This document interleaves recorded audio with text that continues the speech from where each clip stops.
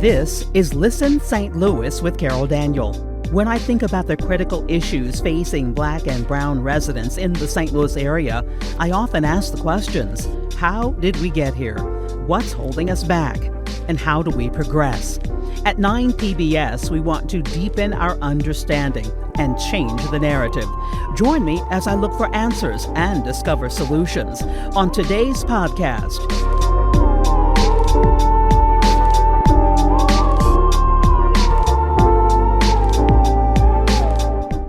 Black entrepreneurs in the St. Louis region are less likely to get traditional funding or angel investors than their white counterparts, and their businesses are more likely to fail. But the Heartland St. Louis Black Chamber of Commerce believes it has the guidance and connections they need.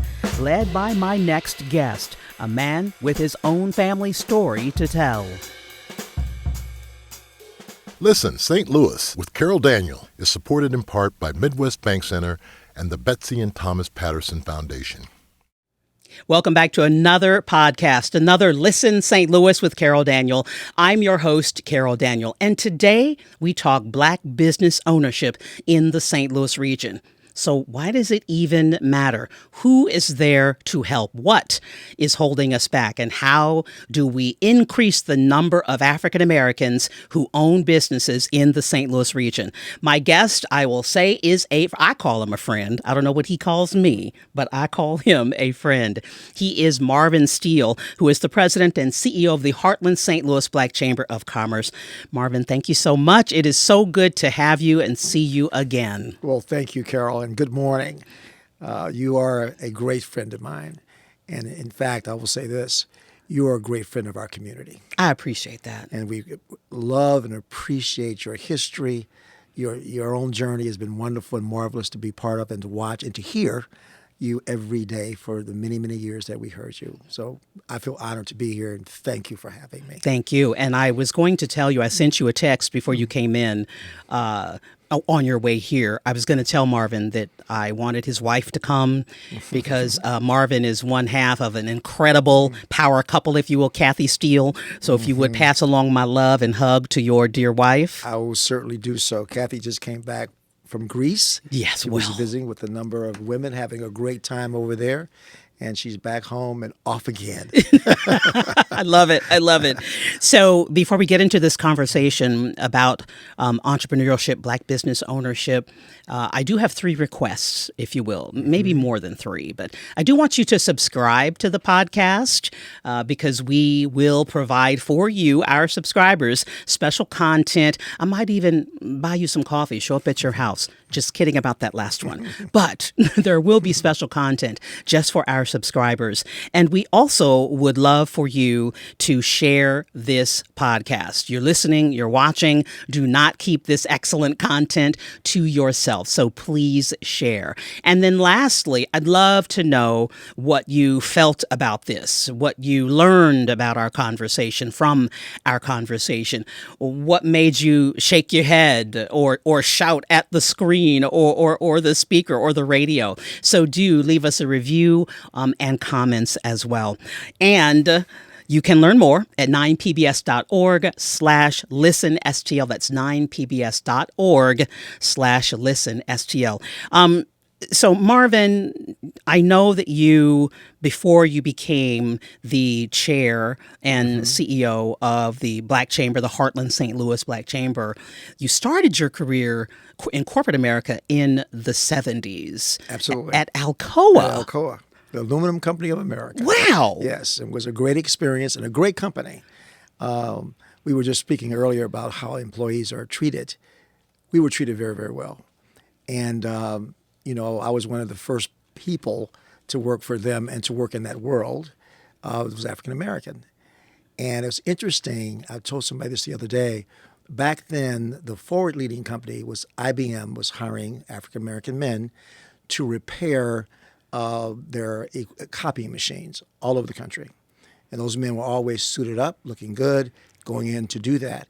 So since I was sort of rare, sometimes when I would go to a company corporation, walk in the door, often The reception would never even look up. She would just point to the copying machine. Oh, she assumed. She just assumed I was there to fix the copying machine.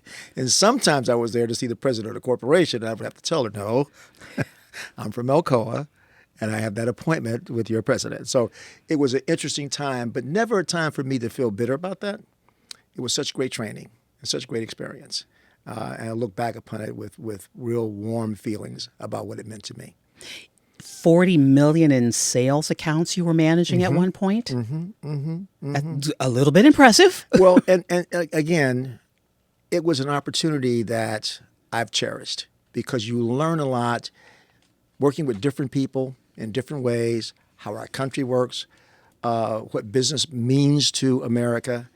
And I know later we'll talk about this relative to what it means to St. Louis and how I feel like our Black community and our Black business community in particular fits into that matrix.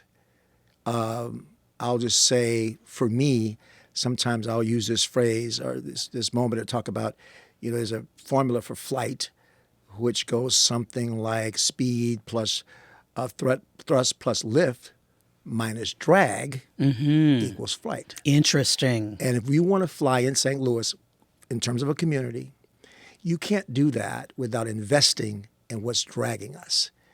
And that part of that is lodged in our community because we have not been invested in. We've not gotten a fair break. We've not gotten the capital that we deserve and need that we have earned for this country and for the city. And in order to move forward, we need to rethink that and invest in ways to grow our town.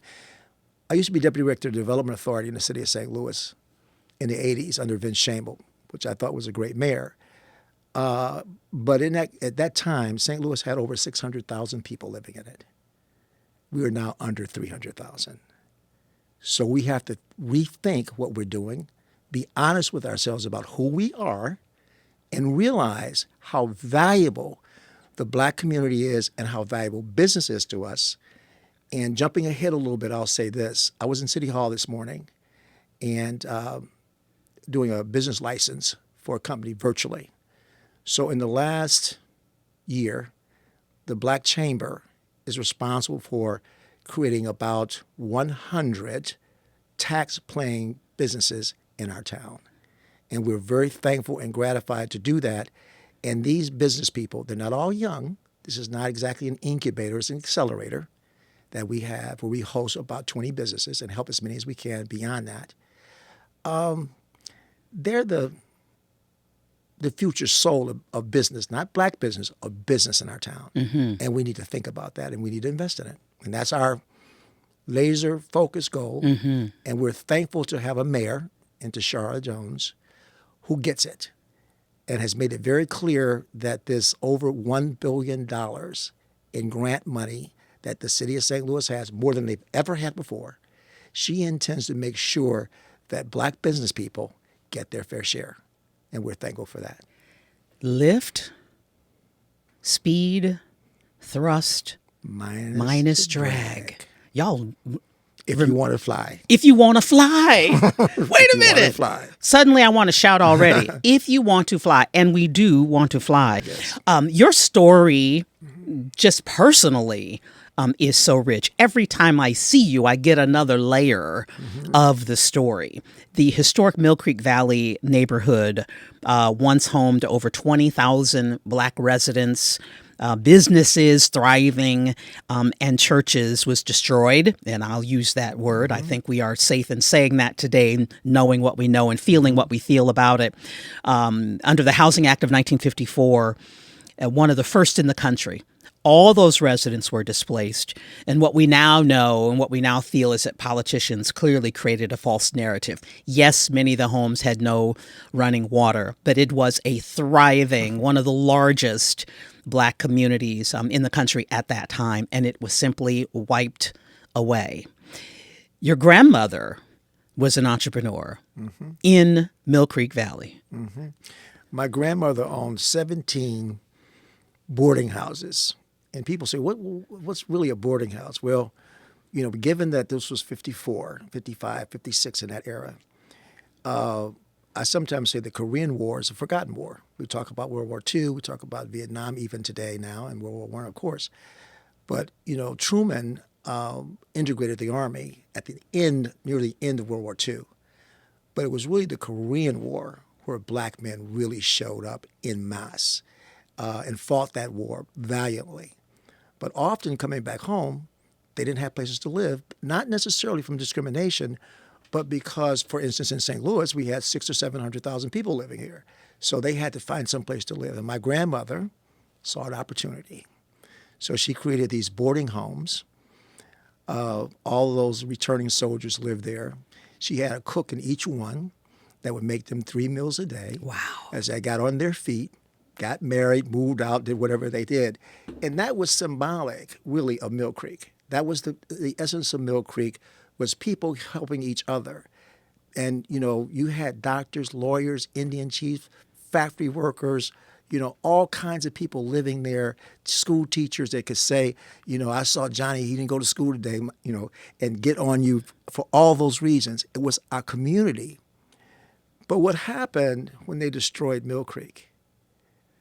Many of the people that could afford it, either by their own drive, their own nature, or by their resources, they moved west and north in St. Louis.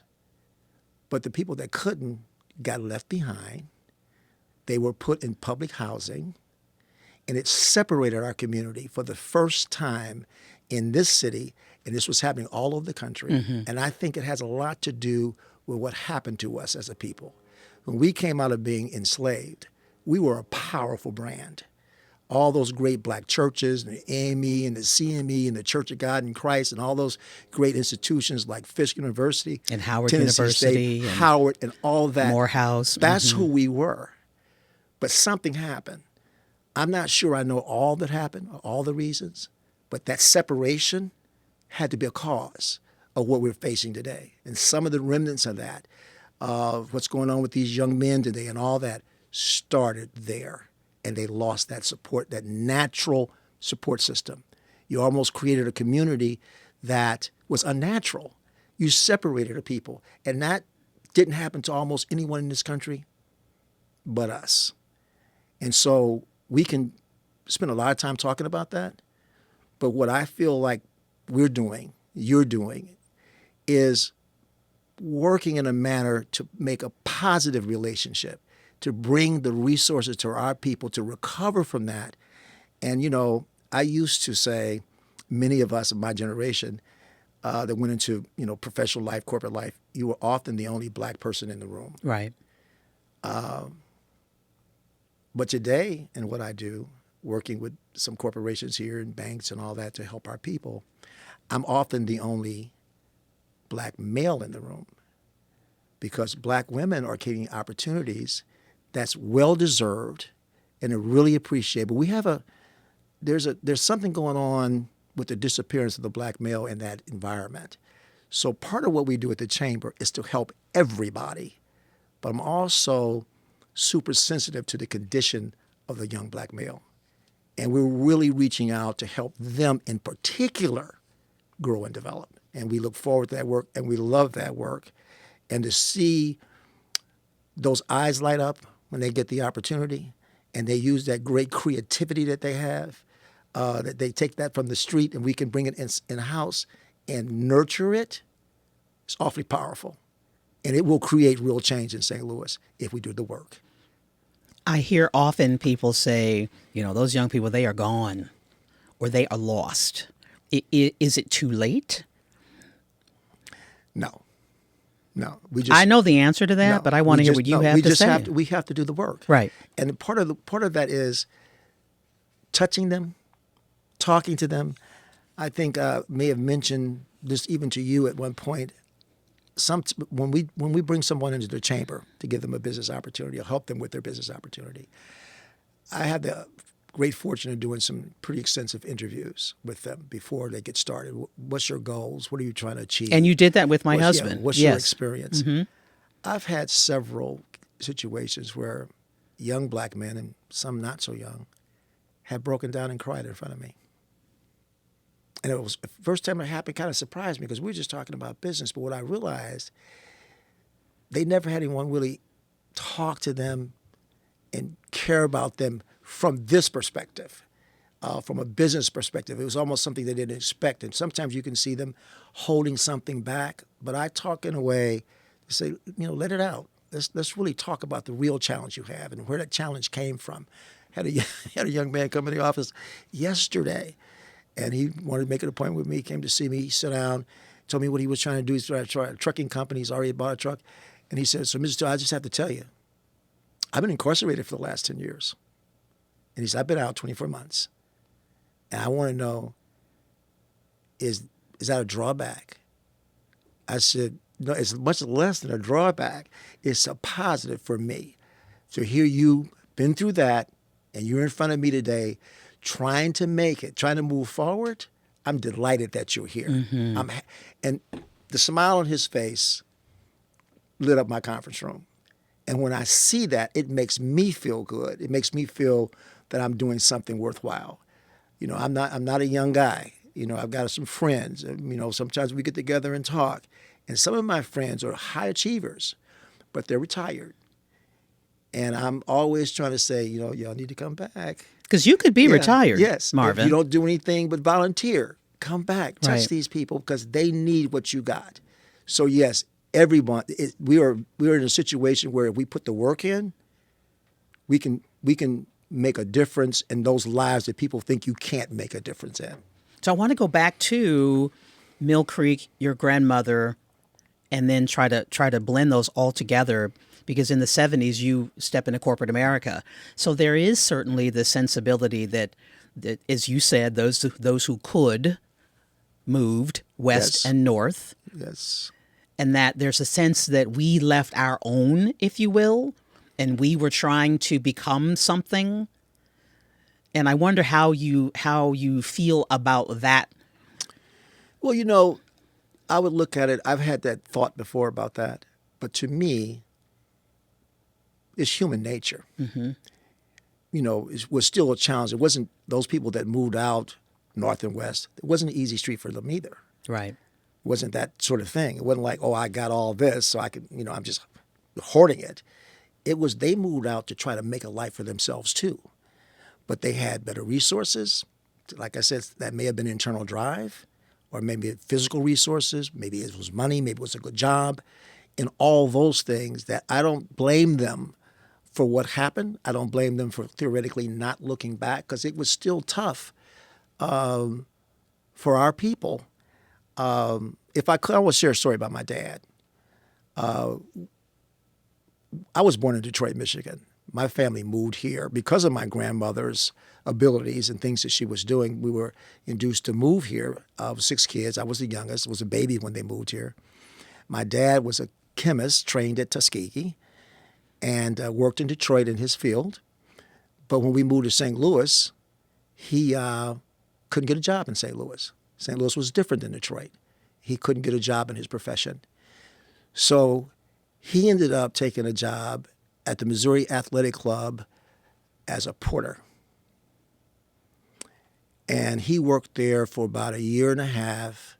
And it was a guy by the name of Leroy Schneeberger, and his family had just started Vest Bottling Company. And the boys ran the company, and Mr. Schneeberger was the chief mixologist for his firm. After about a year and a half, he asked my dad to come out to the factory, to the company, and be his personal porter and assistant. And my dad did that. After my dad was there for about 2 years, Mr. Schneeberger had a massive stroke.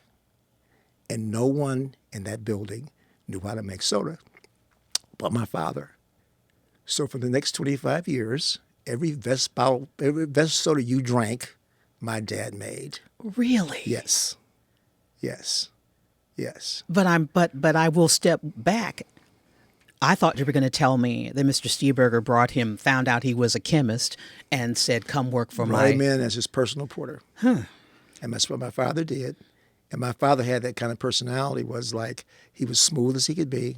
I wonder where you get that from. He was going to get ahead no matter what. Mm-hmm. And he just went out there, paid attention, prayed. He was also a pastor of a church here in St. Louis.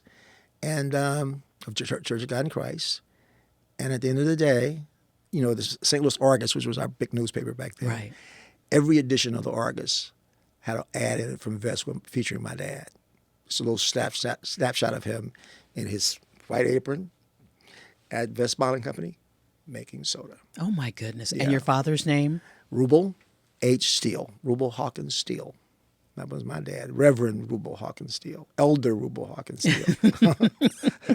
And he ended up with his church being at the corner of Washington and Sarah. Right around the corner which from was here. Steele Temple Church of God in Christ, one of the first occupants of a formerly Presbyterian church in St. Louis. And he had a great ministry. He was on the radio as well. But let's be clear. Your father had a degree, not just bachelor's and master's. As far as I know, just a bachelor's. Bachelor's, in Tuskegee. we don't say just.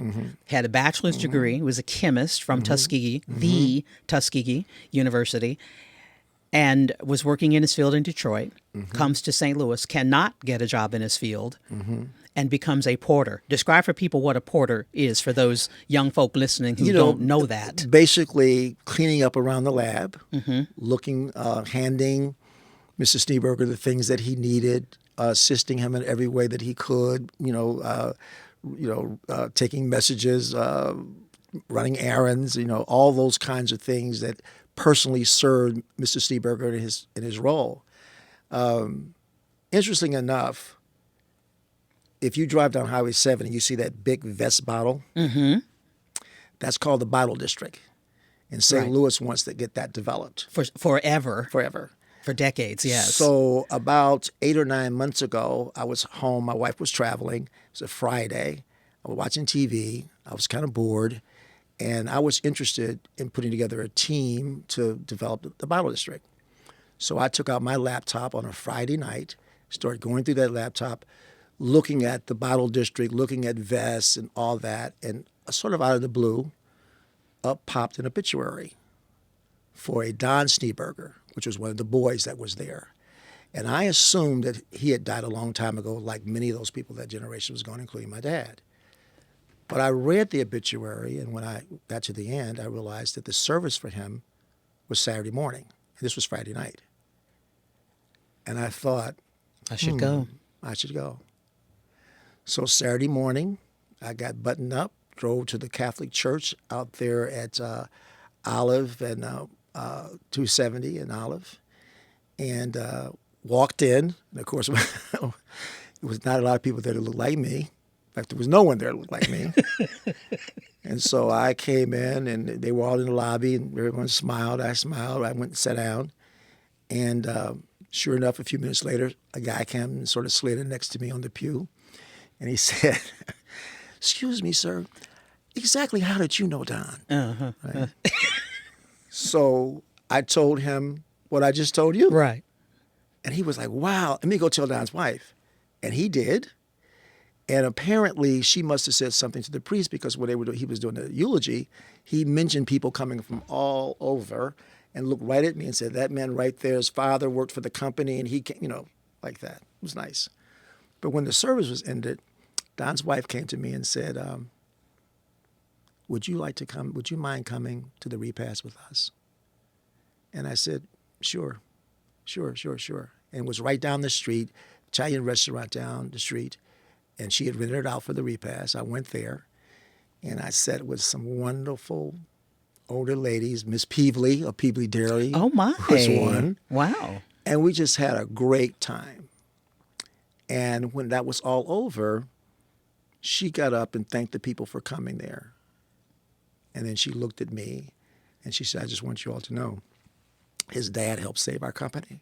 And I said, that's why I was there, is to hear that. My goodness. Because, you hear all the mythology of your family, but that was such verification of that story that's always been in our mind and in our family.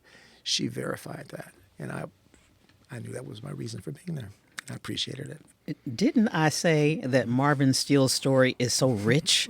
I did not know. Every time I see you, there's another layer All right, let me hit you with some numbers, and these are numbers that you know, Marvin.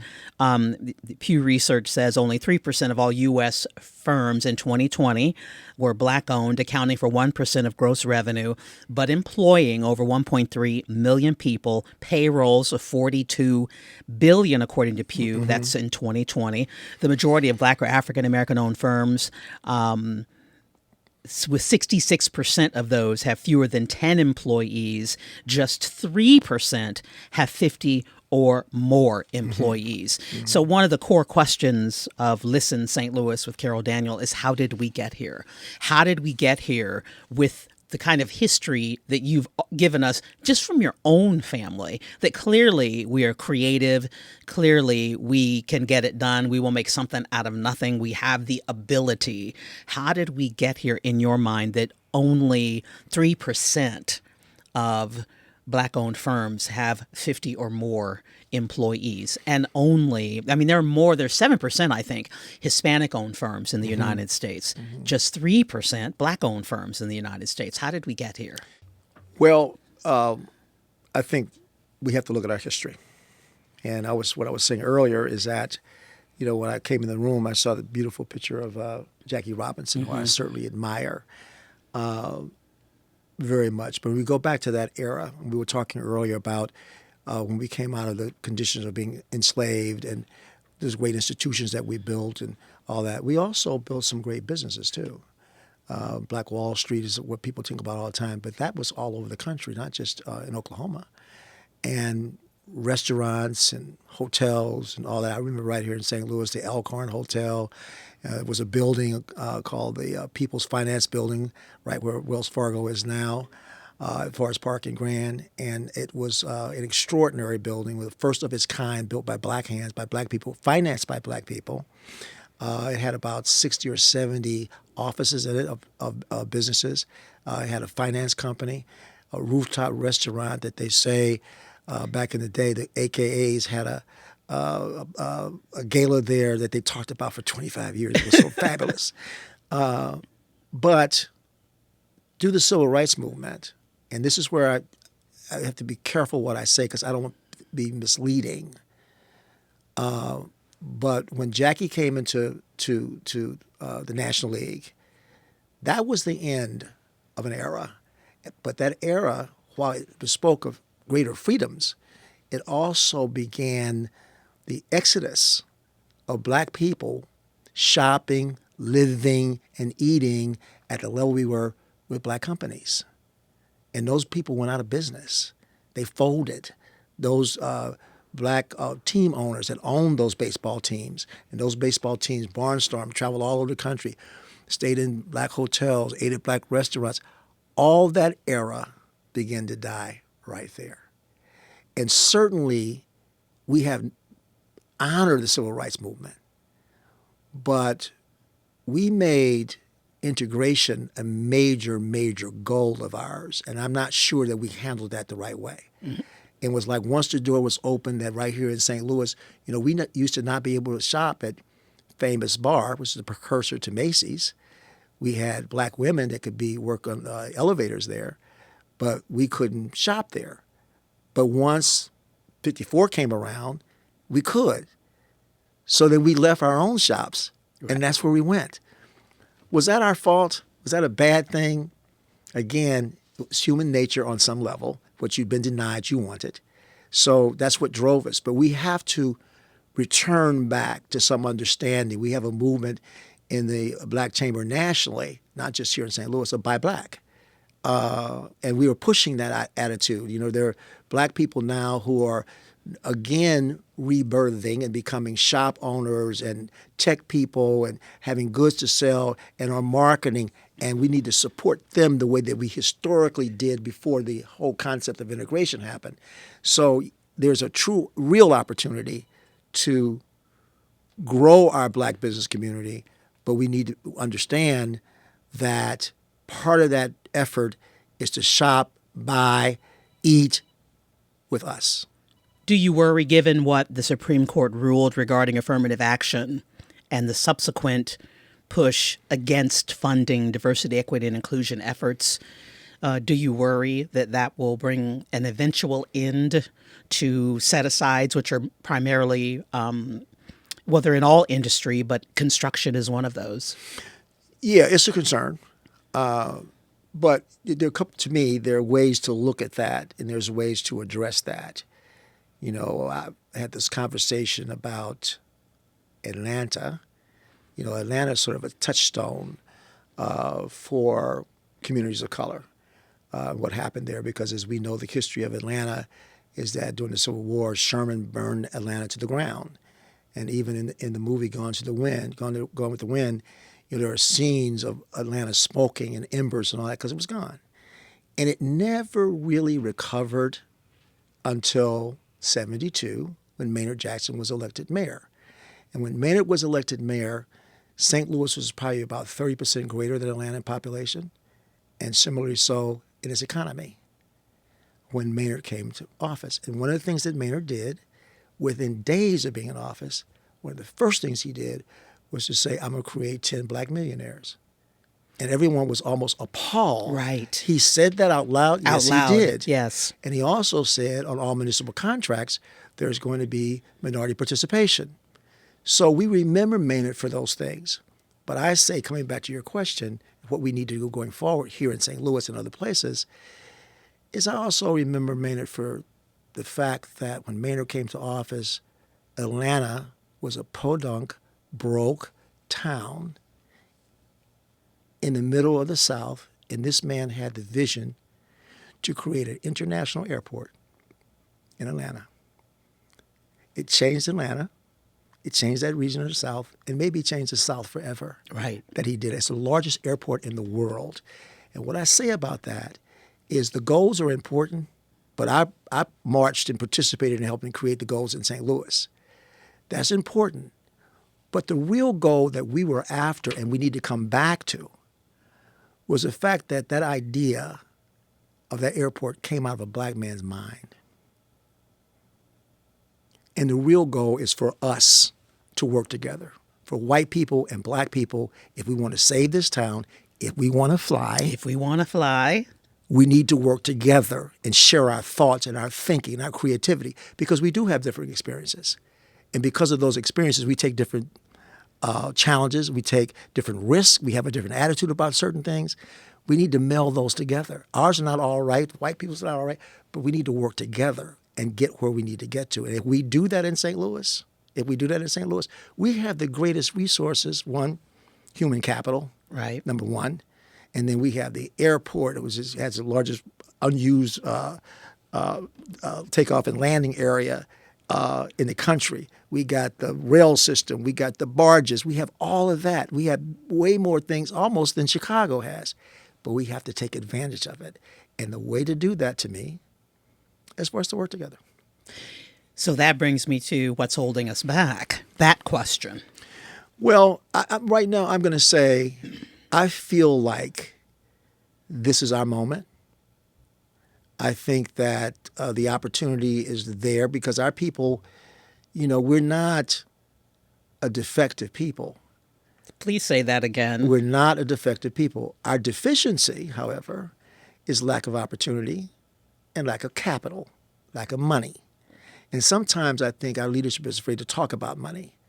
The philanthropic community often listens to those that are asking for, food for our people, clothes for our people, educate our people, transport our people. I often say they'll even bring you Meals on Wheels. However, when you start talking about capital that we help create for this country and for this city, that's a different question. But why I feel hopeful is, one, we got a great mayor in Tashara who's laser focused on getting resources in the hands of North St. Louis. Who is bold. And I do appreciate even some of the work of Greater St. Louis Inc. I think they're trying to think through what they should be doing and what they're listening to. And I work pretty closely with them. But in my work with them is trying to bring to them some understanding of our true needs. It's important to have a job. There's no question about that. My father, however, used to joke and say, Marvin, we had full employment when we were enslaved. But it's important to have a job. But that ain't the answer. The answer is ownership. It's ownership, period. And even Greater St. Louis Inc. in its 2030 jobs report, I never read the entire report because I stopped at this line. I didn't read past this line. That if African Americans were creating businesses at the same rate as their, I like to say, white brothers and sisters, I'll use that phrase, there would be 7,000 absolutely additional businesses, Black-owned businesses in this region. Absolutely. 7,000. 7,000. And that's a conservative estimate. Yes, yes. And that's what we believe in. I think the moment has arisen for it. There's capital here for it. I think people are listening. People are looking for solutions, both on the Black side of town, on the white side of town, however you want to define that. I think we're at an inflection point, and I think we're ready. And I feel very good about the future of St. Louis. I truly do. And the work that, of course, the work that we're doing, I feel good about it. And about the work that you're doing, specifically, how does the Chamber help? And before you answer that, I will say, from my professional experience with you, watching you navigate City Hall, getting businesses legally into the system, becoming city designated businesses, and becoming a part of your accelerator. There's a difference between an incubator and an accelerator. Absolutely. I've watched you, so I have an understanding of how you do that and what it takes. What it takes. I mean, the level of paperwork that it takes. You cannot just walk in to the Chamber and say, here I am. Now, if you have a business, you can become a member. Sure. But if you want to be a part of the accelerator and become a minority business enterprise, that's another level. So how do you do what you do, and what must happen for you to do more of what you do and get us to that 7,000 number? Well, a lot of it is, working as closely with entrepreneurs as we possibly can and giving them, sharing resources with them that they normally would not have, and in some cases don't really even know about. But there's something else, I think, and I sort of alluded to this earlier. Part of what we're doing, I'll say selling, is hope. Interesting. It's critical. I was in a meeting with with Greater St. Louis Inc., as a matter of fact, and I'm involved with privately with an effort, a group, a team that's redeveloping the Clinton Peabody projects. And I'm really emotionally engaged in it because a lot of the people were people that formerly or family generations ago was in Pruitt-Igoe and or the Mill Creek area and all that. So there's some things to be done there. But in this meeting, Greater St. Louis Inc. has a fund, it's a $200 million fund. And we want to do part to get some of that fund to do some of the work that we want to do. And the person that runs the fund asked some very good questions in terms of financially, how we were structuring what we were going to do. And we went through a whole litany of conversation. There was a whole team of people there that were on my side that knew more than I do and answered all those questions.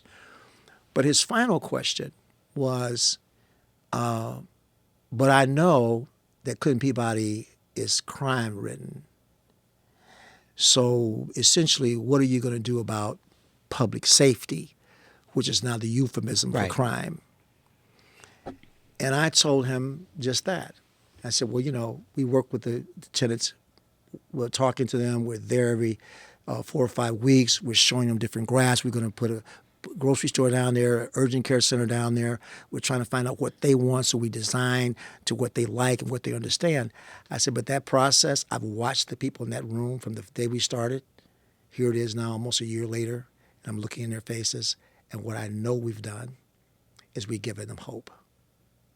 And I know giving them hope, I know what it means. They will take care of the public safety issue. That's what we need to understand. If you invest in our people, they're not defective. The deficiency is lack of opportunity and lack of capital. When you make that investment and they know you care and they know they have an opportunity, a lot of what you see today with the drugs and the crime, it will go away. It will go away.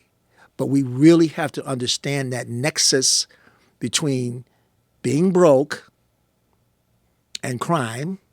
Right. And, I've traveled, fortunate and blessed to travel all over the world. I think it was Frantz Fanon that wrote in his novel. There's a culture of poverty. Everywhere you go, it's the same. You go anywhere in the world where there's a high degree of poverty, you'll find crime and all those syndromes that you see right here in the north side of St. Louis. When you reverse that, you can have a Ladue in North St. Louis if they had the opportunity. Because we've been that before. We've been that before. Yes. I've always wanted to put up a billboard. This is not who we were. That's exactly right. We have to have an understanding of who we once were. That's right. And that is therefore, that's who we are. And there's all this stuff on top In between. In between. Yes. And I started, and I want to end with this, but I started with the question, why does it matter?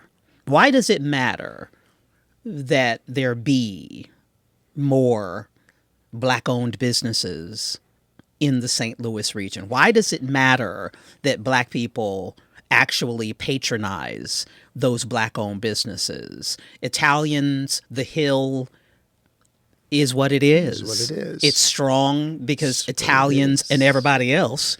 Because I've gotten bread and cheese. I've had, my parents had I think it was their 50th anniversary dinner. We went to the Hill. You go to various communities, Chinatown, and we accept that. We accept that. We patronize. Everybody else patronizes, but we don't seem to accept that a Black-owned business district and Black people being told to patronize other Black-owned businesses, we don't seem to accept that. Black people or white people or anybody else, right? So why does it matter?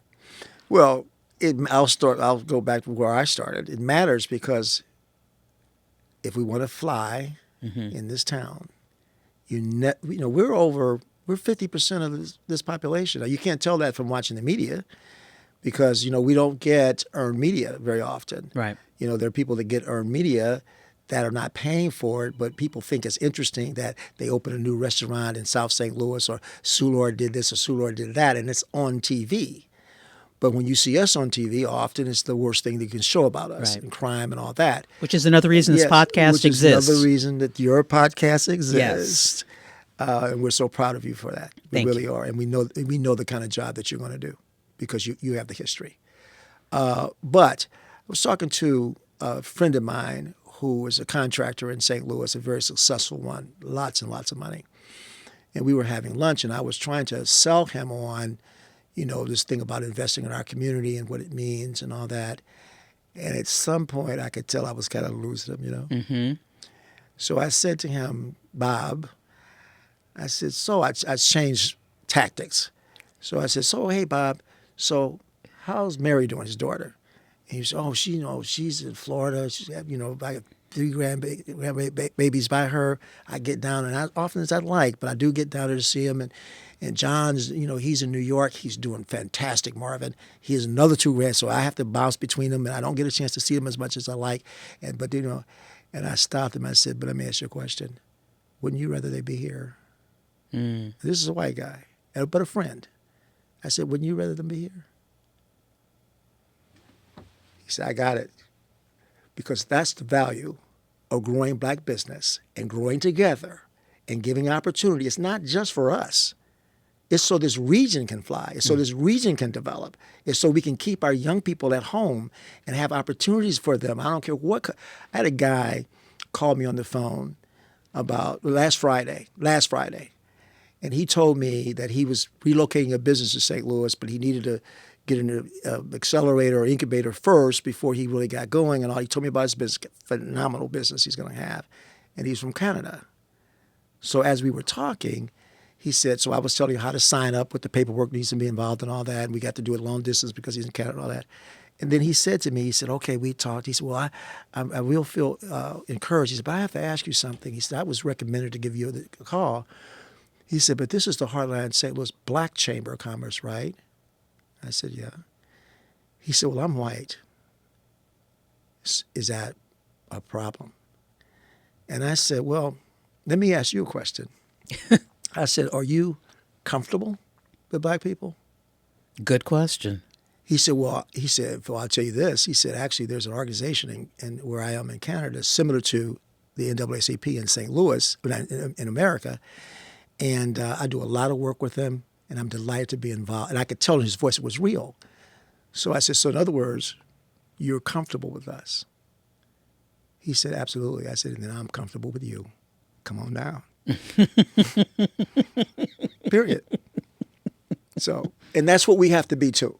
We have to be comfortable with one another. We have to and we are not. that Some of us are not. We have to be in the same proximity. We have to start having real conversations. I said that was the last question, but now I have another one because we talk about changing the narrative. And that word narrative came out of Michael Brown's death in Ferguson. 2024 will be 10 years. And there was the use of the word was people were spinning a narrative. And it wasn't true. And so narrative sometimes has a negative connotation, but in and of itself, the word does not mean a negative connotation. Right. But we at 9PBS want to change the narrative. We want to change the story that we tell ourselves about ourselves.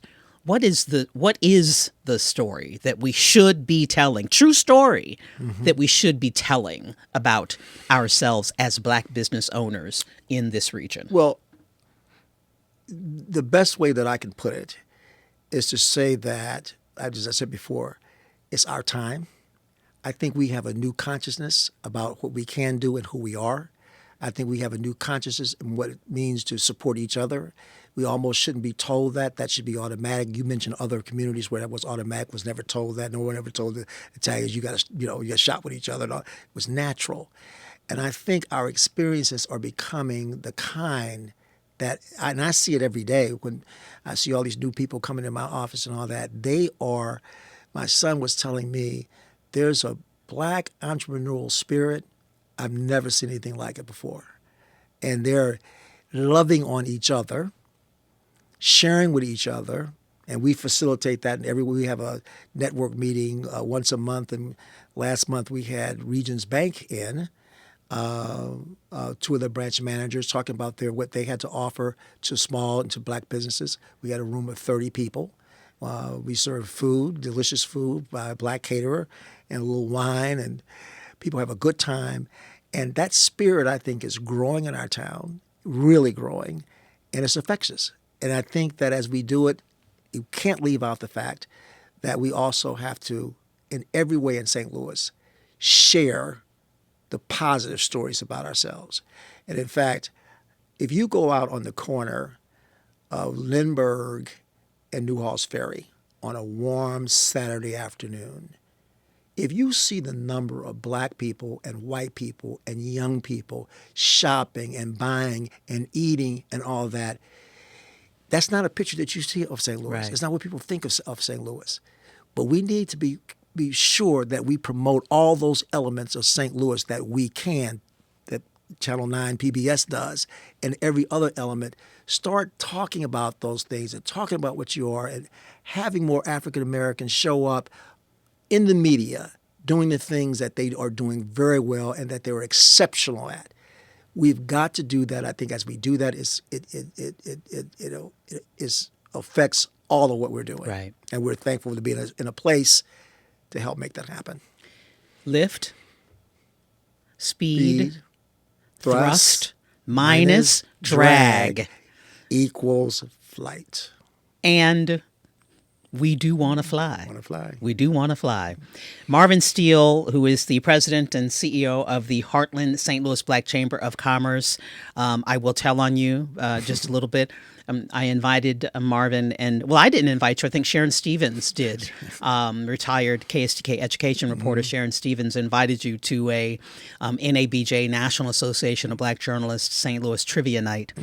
Sharon invited Marvin and his wife to be on our team at our table. And I was like, oh, great. I love Kathy. I love Marvin. I was so happy to see you coming. And as we were competing, Marvin kept yelling out the answers. And I'm sitting across the table from him just like I am now. And I said, Marvin, if you don't stop, I'm doing this. Shh. trying to keep. He was so excited To know the answer. to know the answer. We are so excited you know the answers. Right. We are so excited you were at the chamber. How do people get a hold of you? We'll link this information. Well, we have a website, and our website is hbstl.com, heartlandblackchamber.com. And I don't mind. I will give out my personal cell number. Well, all right. It's 314-437-5876. Give me a call, and as we would say back in the day, we'll hook you up. Thank you for joining us on Listen St. Louis with Carol Daniel. Thank you, Carol. It's been a pleasure. Don't forget to share. Don't forget to subscribe, and don't forget to leave us. I know something moved you during this conversation. Marvin, thank you so much. Thank you, my dear. Appreciate you. We'll be back with more. We'll see you next time on Listen St. Louis with Carol Daniel.